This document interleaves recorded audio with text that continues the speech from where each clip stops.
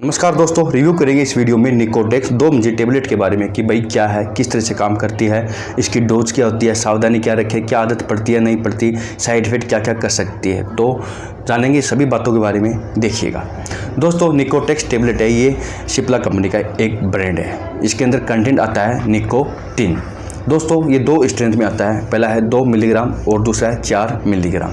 एक और आती है दोस्तों निकोगम, वो भी सिप्ला कंपनी की आती है। अगर आपको निकोटेक्स ना मिले तो आप निकोगम ले सकते हैं। दोनों में एक ही सोड आता है, निकोटिन। निकोटिन क्या है पहले इसको समझ लेंगे। अगर इसको समझ लिया आपको पूरा वीडियो समझ में आ जाएगा।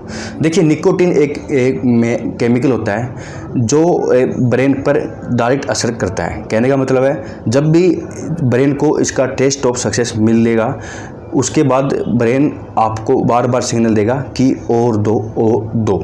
ठीक है, ये आदत कहता है ब्रेन को बार बार लेने के लिए, आपको उत्तेजित करेगा, आपकी इच्छा होगी बार बार लेने के लिए, तो बहुत ही नुकसानदायक होता है। तो ये तो हो गया निकोटिन। अब ये कहाँ मिलता है? देखिए जब भी कोई व्यक्ति बीड़ी पीता है, सिगरेट स्मोक करेगा, जो भी स्मोक करेगा वहाँ निकोटिन मिलेगा।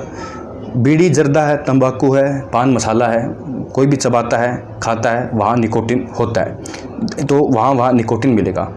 अगर किसी व्यक्ति को इनकी आदत पड़ चुकी है, वहाँ अगर छोड़ना चाहते हो, इस चीज़ को सीरियस हो, तो आप इस टेबलेट का यूज़ कर सकते हैं।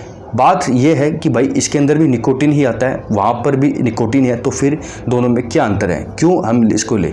देखिए दोस्तों, जब भी कोई व्यक्ति स्मोक करता है, तंबाकू बीड़ी जर्दा खाता है, तो वहाँ पर निकोटिन के साथ साथ 2 चीज़ और आती है। पहली है टार फेफड़ों को नुकसान पहुँचाता है, फेफड़ों को ख़राब करता है। दूसरा है दोस्तों कार्बन मोनोऑक्साइड, जो कि गैस के थ्रू बाहर निकलती है। जब भी आपका निकोटिन जलेगा, जब जलने के बाद जो गैस धुआं निकलता है वो कार्बन मोनोऑक्साइड ही होता है। लेकिन जब आप इस टेबलेट का यूज़ करते हो तो आपके ब्रेन को तो ये लगेगा कि आप स्मोक कर रहे हो या बीड़ी जर्दा खा रहे हो, ठीक है, जो कि आप नहीं खा रहे। लेकिन उसके अंदर जो टेबलेट के अंदर जो निकलेगा वो होता है निकोटिन, ओनली सिंगल, ना टार है ना कार्बन मोनोऑक्साइड है। तो पहला फ़ायदा तो ये होता है। दूसरा फ़ायदा दोस्तों ये होता है कि आपको कॉन्फिडेंस आएगा, आप स्मोक करना छोड़ दोगे, आप बीड़ी गुटखे का त्याग कर दोगे और टेबलेट की कोई आदत नहीं पड़ती। कुछ महीनों बाद आप इसको भी लेना बंद कर सकते हो। ठीक है, अब बात करें कि इसका यूज किस तरह से करें जिससे कि अच्छा रिजल्ट मिले। दोस्तों ये च्युइंगम है, जैसे कि नॉर्मल च्युइंगम आती है उसी तरह से आपको लेना है। शुरू में हो सकता है आपको 4-5 लेनी पड़े पूरे दिन में, धीरे धीरे ये कम हो जाएगी इसकी डोज। देखिए किस तरह से लेना है। जब भी आपको आपका इच्छा हो कुछ स्मोक करने के लिए, बीड़ी तंबाकू खाने के लिए, तब आप इस टेबलेट को निकालिएगा, एक च्युइंग कीजिएगा। ठीक है, थोड़ी देर आप च्युइंग करोगे तो इसके अंदर निकोटिन निकलेगा, लिक्विड जैसा आपको महसूस होगा कि कुछ निकला है। जैसे ही निकलेगा आपके सेंसर तक पहुंचेगा, आपके ब्रेन तक इसका टेस्ट ऑफ सक्सेस पहुंचेगा। आपके ब्रेन को लगेगा कि हाँ निकोटिन मिला है, आपने स्मोक कर लिया, लेकिन एक्चुअली में आपने लिया है च्युइंगम। ठीक है, तो इस तरह से ये लेना है। थोड़ी सी देर आपको च्युइंग करना है, फिर साइड में दबा लेना है, मसूड़ों के पास या जीभ के नीचे। फिर वापस आपको लगे कि मुझे इच्छा हो रही है सिगरेट पीने की, गुटखा खाने की, उसी टाइम आप फिर से इसको थोड़ा सा च्युइंग कीजिएगा, फिर से निकोटिन निकलेगा। ऐसे दोस्तों प्रोसेस चलता रहता है। 2-3 घंटे तक एक आप डोज ले सकते हैं आप। उसके बाद आप इसको कम्प्लीटली थूक दीजिएगा बाहर।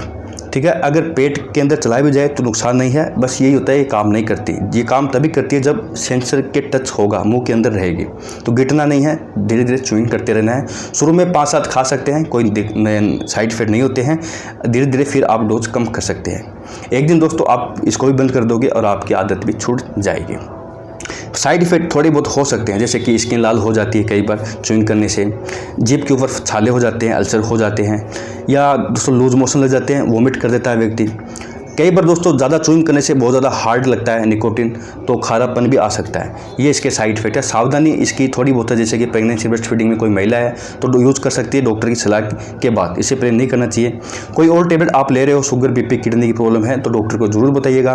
दोस्तों एल्कोहल के साथ ये रिएक्शन करेगी, एल्कोहल के साथ इसकी डोज नहीं लेनी है, इस चीज़ का ध्यान रखिएगा। तो संपूर्ण रिव्यू था। आई होप आपको कुछ भी समझ में आया होगा। अगर आया हो तो कमेंट में जरूर बताइएगा। वीडियो को लाइक कीजिएगा, चैनल को सब्सक्राइब कीजिएगा। नहीं हो तो मिलते हैं अगले वीडियो में।